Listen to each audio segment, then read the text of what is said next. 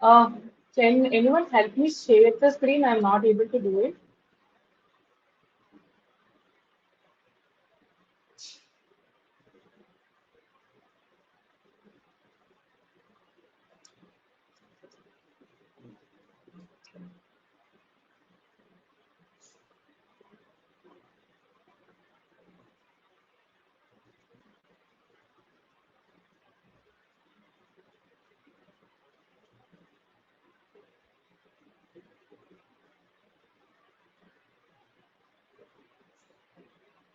Okay, let me start again. Good morning, everyone. This is Preethi here. I know I don't have a screen share it. I'm trying to check on it, but still, let me start with the session. So the main topic today is related to the scattered workforce for zero trust strategies for hybrid work. So we all know that we have been through COVID-19 and it completely changed our landscape of working. Right now we don't have, right now most of us are working from home rather than from office. So that's how it is now. So we have a lot of changes in last 2 to 3 years, but the productivity has increased accordingly. And there is a shift in completely, there is a shift and it's completely changed all of a sudden after COVID-19 has hit us. So some of the changes made us more productive, but beyond the expectations, if we are also, we were also productive, but we have a gaps between we also have the gaps that we were actually being vulnerable then we were when we were working from office. So it's no longer possible that simply imposing access control at the perimeter level of an organization's network, and we cannot actually assume it can be trusted actually. So that's how it is now. So let me go to, let me explain you what I am trying to tell. We have two different approaches previously. So previously, when we were working from office, there was a network perimeter around us, like our company or our organization used to maintain a perimeter security all around us, take it using VPNs or firewalls. There was an approach for security where all our assets, all our databases, our devices are behind the fence. So, right, that was a network, trusted network perimeter where we used to work from. Once it is inside the network of our own organization where we are working for, so the access to the resources was minimal. There were once we go into the office, there were minimal checks inside the office because it's a secured perimeter around us. And we were less vulnerable for the attacks. But after this landscape, which changed the working challenge, which created a working challenge for all of us, where we started working from home and all, there comes the actual attack vectors. The attack vectors were increased, and right now the approach we have to go to is zero trust. So let me explain what I wanted to tell, like what is zero trust and how we can actually enable it.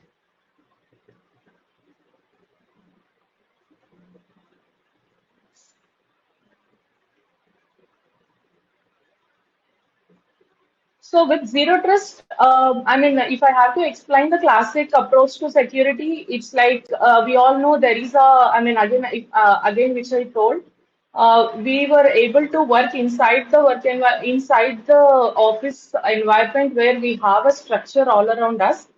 But yet there was a perimeter around us where everything, everything, all our resources, all our assets were inside our central policy engine.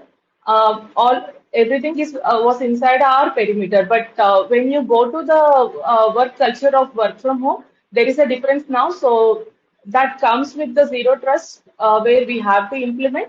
So when we wanted to discuss about zero trust, it's actually going to explain you like it's mainly dependent on the central policy engine, where with the central policy engine everything is connected and every individual resource is logged and it's protected.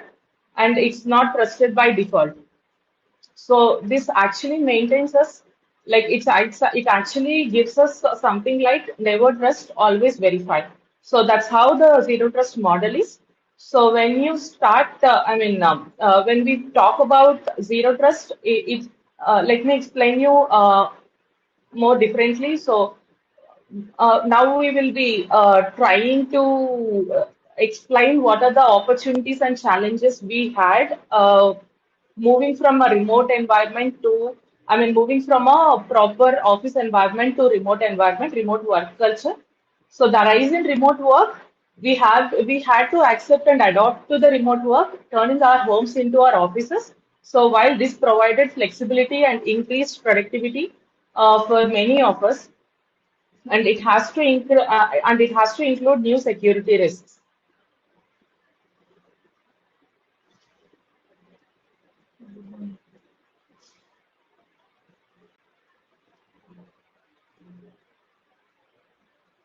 So when we talk about the traditional security model, it actually relies on the strongest perimeter defenses. If we have to work from office, then we assume that everything inside the network was safe.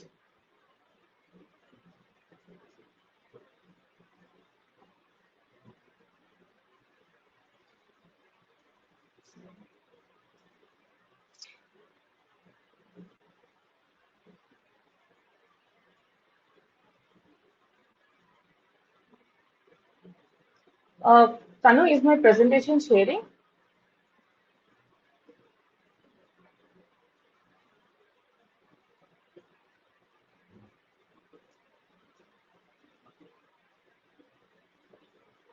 Okay. So, yeah. So this is what the first slide I was discussing about between the classic approach and the zero trust. So when we talk about the classic approach, we had a secure network and everything is restricted inside. That's a perimeter model, which we had. And with the zero trust, if we have to go with the zero trust, all the assets are protected and with a central policy, basically. And the challenges we had with the new normal was there was a rise in the remote work. So the traditional security models were no longer sufficient. We had to accept to the remote work, turning our homes into our offices. And while providing this flexibility, we had also the productivity increased for many of us. It had also introduced a new security risk basically. So traditional security models, we cannot rely on the traditional security models all the time because these defenses will not work when we start working from home because we work from our own network and there is a chance of the attack happening and our home networks will be an attack vector over here. So with the scattered workforce right now, this approach may longer, this approach is no longer working. So based on that, we also face a lot of, right now the rise in the sophisticated cyber threats were also increased. And I can say we have a high rise in phishing attacks. We have rise in ransomware attacks, etc.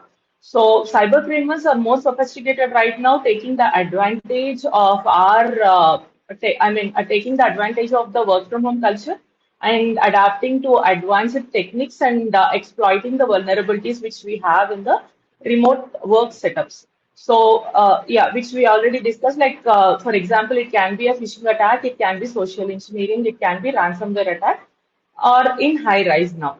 So, the next slide actually describes the traditional security model. So, when we have to explain what is a traditional security model, it's like a physical or a logical boundary of the control of accesses we have and whatever the assets we have, take it servers, take it cloud environments, take it on-premise resources, everything will be in one secure boundary and which has layers of security in it. Like take it VPNs, take it IDS, IPS systems or firewalls, which we have. So which will be like a layers of security that's like a boundary which will be helping us to maintain security at some point when we are working from office. So what are the disadvantages or what is that we have to maintain continuously to maintain these networks? For better security is like we have to maintain continuous patching. So otherwise, the vulnerabilities that remains, I mean, when we don't do the patching properly, the labs will create a lot of vulnerabilities, and where the vulnerabilities can be exploited by the attacker. So, and we will have a very limited visibility into the user activity beyond the network perimeter. And this actually relies on stronger network perimeter to control the accesses. So this is mostly about the traditional security model. We have a lot of challenges. The main challenge would be around 83% of the employees consider hybrid working model right now, and that is more future now. And there is a statistic that in Q1 2024, the APWG anti-phishing work group observed 9,63,994 phishing attacks. So, with the hybrid workforce, there is a lot of open door to immense increase in the phishing attacks. So, where it leads to a lot of where it leads to a lot of attack vectors, which I can say. So that's how the traditional security model is. So now let's discuss about the zero trust. Why we have to go to zero trust? What is the new approach for it? And this is a new approach of security. So the core principle here we will be checking on. It can be it can be set as a revolutionary principle. It's never trust, always verify.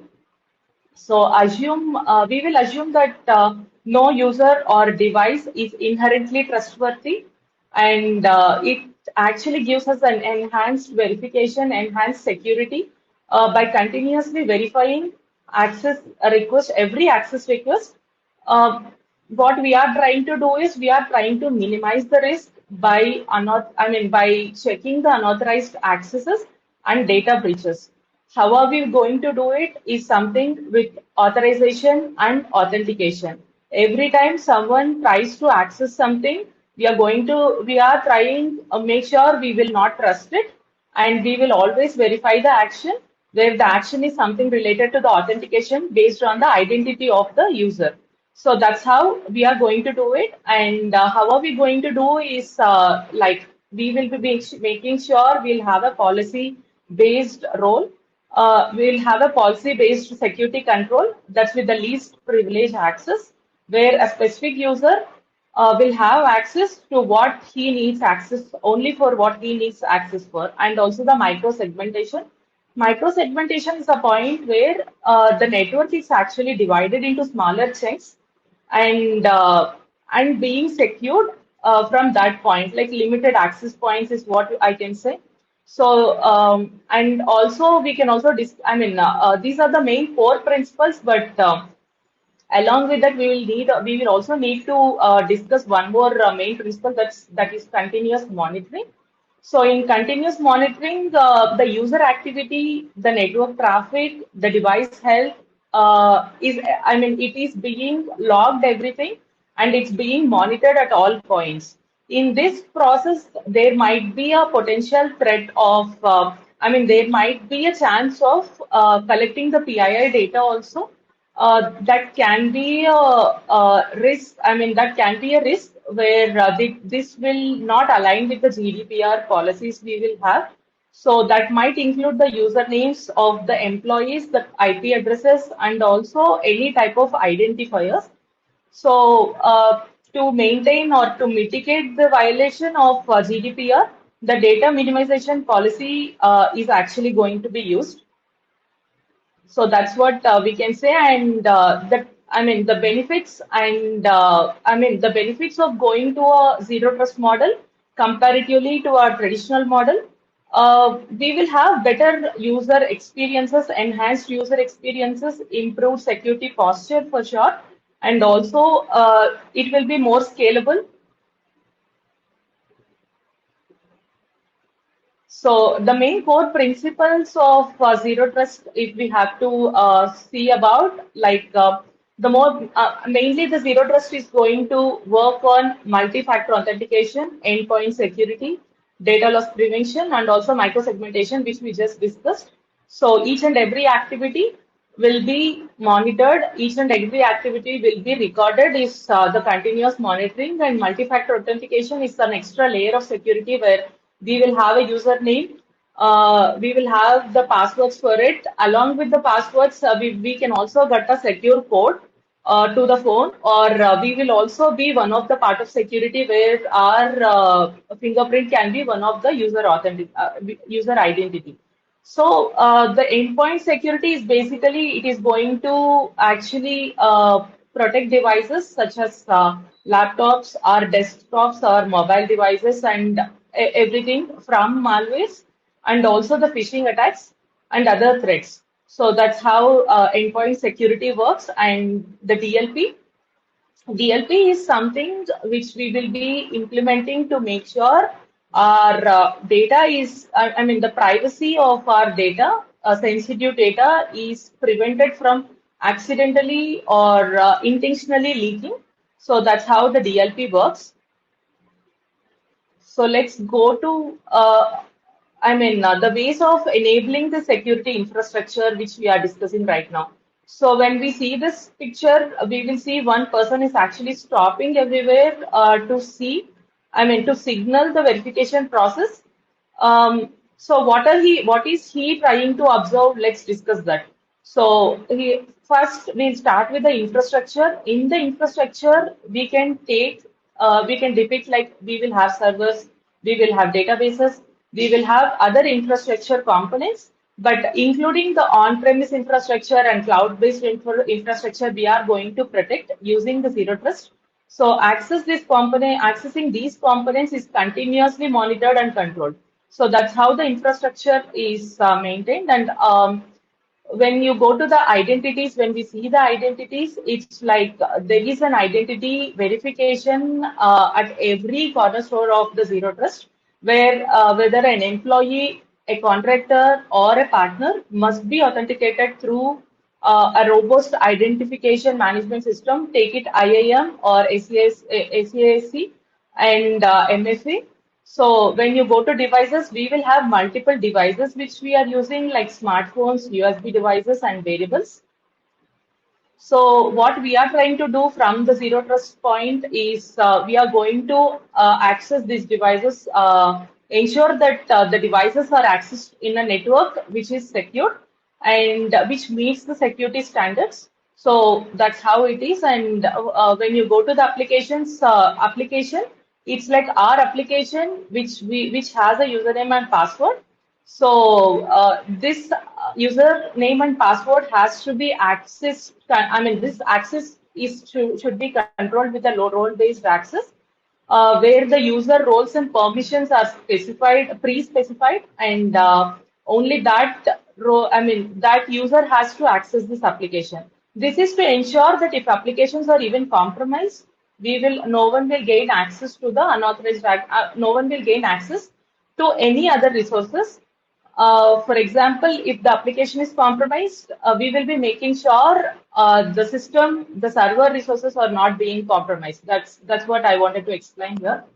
And if you go to networks, network is a really important principle or the component which we have to maintain in zero trust security, because network actually deals with we will have the we already talked about the micro segmentation. We will be dealing with the segmentation of networks. We will be monitoring traffic all the time. We'll be securing the communication, and we will be making sure the network is encrypted all the time. Encryption in the sense it can be in transit encryption, at rest encryption, or in use encryption. So we will be maintaining that. So when it comes to data, yeah, the data which we have internally in our networks or in our systems, that has to be maintained at a central level, where the encryption again comes in, where we'll be encrypting the data at rest, in transit, and also only the authorized users can access to the sensitive information. So when we go to the identity access management, how are we going to ensure or enable the secure infrastructure? So that there are some components where we can do some policies we can use. That's identity and access management. That can be a secure access service edge where the network. I mean, basically, secure SASE is something like it integrates all the network security functionality. And when you go to IAM, it's like a centralized managed user identity and access permissions. So the data encryption, if you see the data encryption, we already discussed, it's at rest, in transit, and also in use, and also the endpoint security. So the main policy here is to address the BYOD where every one of us use our own mobiles also at some point of time. So when we talk about bring your own device, it's like it's a common practice in the scattered workforce right now. So we will have the MDM tools to manage and secure personal devices. So we will make sure that the network security will enhance the network security when we are using the company resources is what we have to make sure. And continuous trainings, regular trainings and security awareness trainings. We will have to maintain for the employees to make sure they learn these things, how to use BYOD and all. So, but actually BYOD will give us more productivity is what we can see, along with bringing the security challenges and compliance challenges. Uh, uh, we will have a lot of compliance issues also when we encourage BYOD along with the productivity. So when we go to the zero trust enabling secure cloud adoption, how are we going to adapt it in our workforce is something I wanted to discuss. So cloud applications are essential anyway because, for example, if we take Microsoft Teams, with the zero trust access controls, every user's access to different channels, files, and messages are continuously like verified. They are continuously verified. Like whoever have this access, they'll only get the access. Who have access to what is something we are going to do it here. So zero trust focuses on the data security, not just the network access.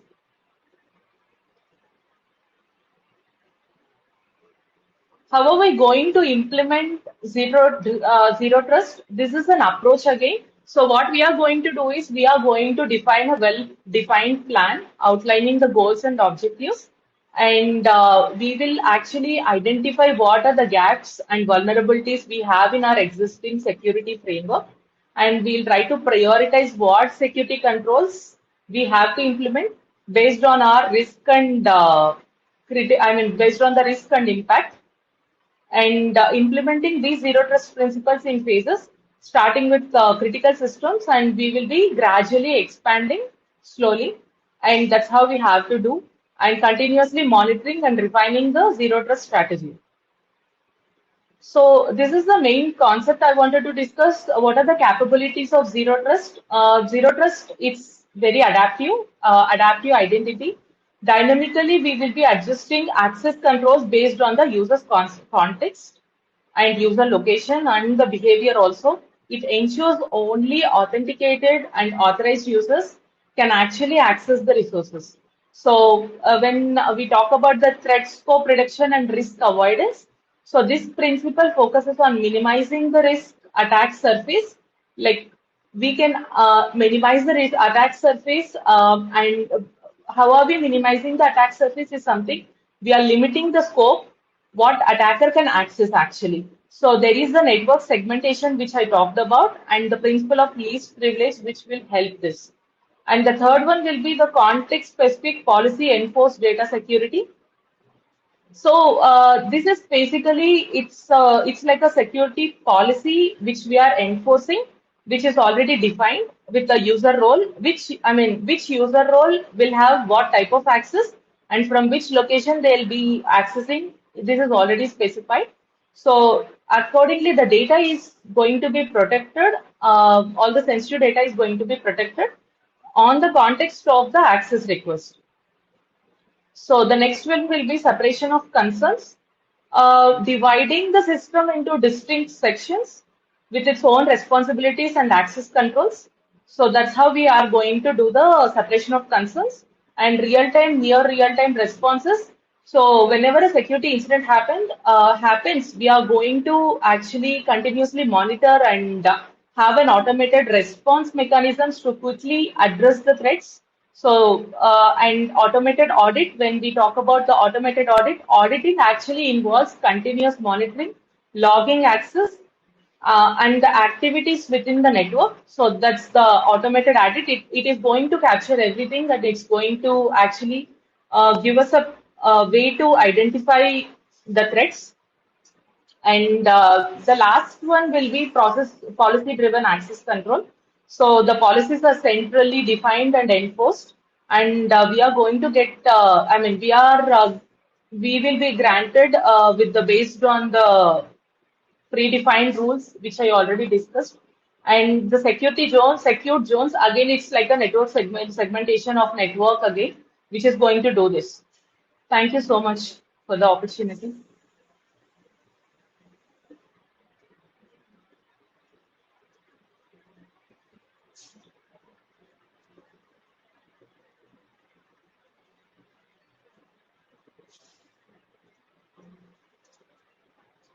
If you have any questions, you can ask now.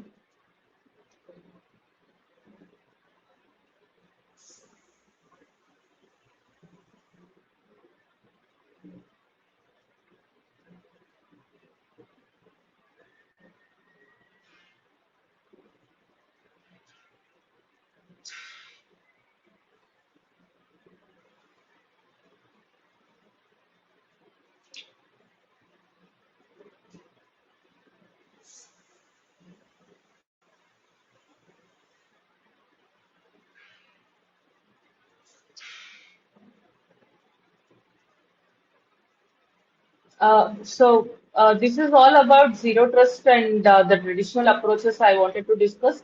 So basically, the main focus here I wanted to give a last note on is like for sure, after COVID-19, we are all used to work from home culture, and there are so many attack vectors we are having right now.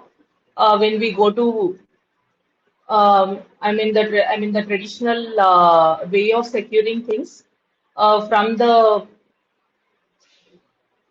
traditional way of securing things. And when we talk about the zero trust, we have multiple capabilities. We are going to like enforce the security at every point, each and every time.